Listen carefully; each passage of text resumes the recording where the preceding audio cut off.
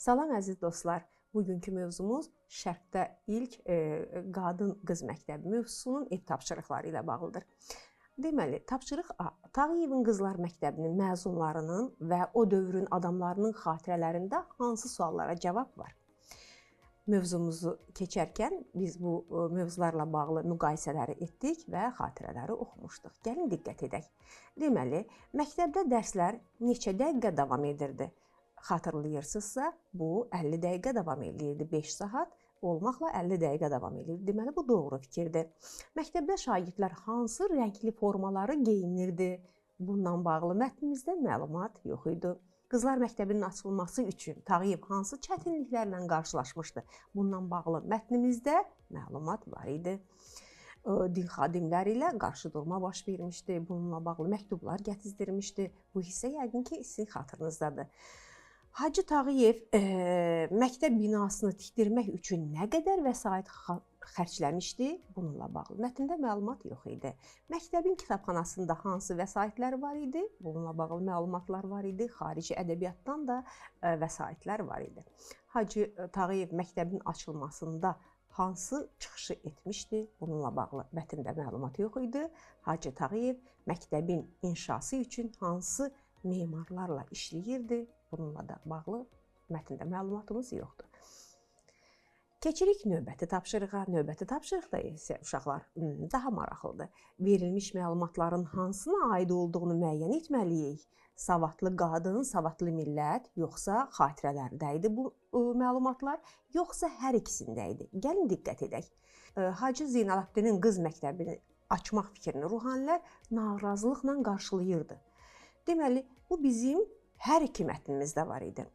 Hacı Zeynalabdinin evini yandırmağa cəhd edənlər də oldu. Bu xatirələrdə Sidiq Ruhlanın xatirələrində idi. O xatirələr hissəsindən idi. Daha sonra məktəbin müdiri vəzifəsi Hənifə xanım Məlikovaya həvalə edilmişdi. Bu isə bizim savadlı qadın, savadlı millət mətnimizdə idi. Şagirdlərin gündəlik yükü hərəsi 50 dəqiqə olmaqla 5 dərsdən ibarət idi. Bu xatirələrdə qeyd olunmuşdu. Məktəbdə Hacı Zeynalabdinin hesabına pulsuz oxuyan qızlar var idi. Bu da hər iki mətndə öz əksini tapmışdı. Məktəbdə hesab, ana dili, rus dili, təbiətşünaslıq və digər fənlər tədris olunurdu. Bu isə xatirələrdə qeyd olunmuşdu. Sonuncu tapşırığımız uşaqlar. Qızlar məktəbi haqqında verilmiş cədvəldən istifadə edərək məktəb haqqında məlumat yazmalıyıq və biz burada verilmiş məlumatlardan rabitəli bir mətn yaratmalıyıq. Gəlin diqqət edək, əvvəlcə cədvəlimizə baxaq. Deməli, burada qrafik cədvəl əsasında biz sözlərlə tanış oluruq. Birinci mərhələdə deməli sinif otaqları, kitabxana, oxu zalı, valideynlərlə görüş otağı, ikinci mərtəbədə olan biz yeməkxana, mətbəx, şagirdlərin yataq otaqları və müəllim və direktorların otaqları, tamaşa zalı bununla bağlı məlumatlıyıq və həyətdə də idi. Həyətdə hamam, xəstəxana, çamaşırxana və ambar. Deməli, verbal qrafik bu cədvəl əsasında biz rabitəli bir mətn qurmalıyıq.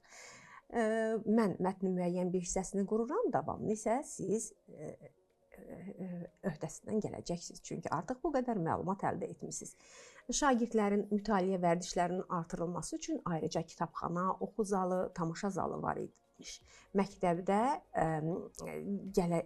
gecələyən şagirdlər valideynləri ilə xüsusi otaqlarda görüşürlərmiş. Bu otaq birinci mərtəbədə yerləşirdi. İkinci mərtəbədə isə yeməkxana, mətbəx, şagirdlərin yataq otaqları, müəllim və direktorun otaqları var idi. Məktəbin həyətində xəstəxana, hamam, çamaşırxana, ambar fəaliyyət göstərirdi. Bu isə onu göstərirdi ki, şagirdlərin gigiyenasına, sağlamlığına xüsusi diqqət ayrılırdı. Siz də mətnimizi bu şəkildə rabitəli davam etdirməyi bacaracaqsınız. Diqqətli olun, sağ olun. Növbəti dərslərimizdə görüşənə qədər.